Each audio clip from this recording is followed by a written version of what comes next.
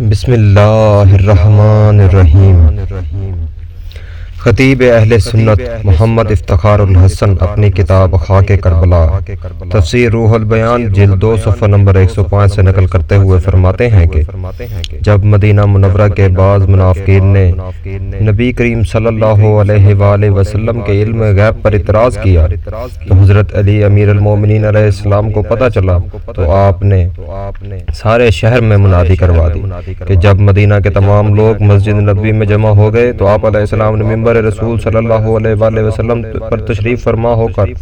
حاضرین سے خطاب کیا، اے مدینے والوں، تم سے بعض نے میرے نبی صلی اللہ علیہ وآلہ وسلم کے علم غیب پر اعتراض کیا ہے۔ سفر میں نبی صلی اللہ علیہ وآلہ وسلم نہیں، علی ہوں، نبی کا غلام ہوں، جو کچھ تم پوچھنا چاہتے ہو مجھ سے پوچھو، میں تمہیں عرش اعظم کی باتیں بھی بتاؤں گا۔ جب آپ علیہ السلام نے یہ دعویٰ فرمایا تو آزمائش کی خاطر ایک آدمی کھڑا ہوا اور عرض کی، اے علی علیہ السلام، کیا آپ علیہ السلام نے کبھی اپنے رب کو دیکھا ہے؟ حیدر کے علمی جلالت جوش میں آئی اور فرمایا، خدا کی قسم، میں ایک سجدہ کرتا ہوں، دوسرا اس وقت تک نہیں کرتا جب تک میں اپنے خدا کو دیکھ نہ لوں۔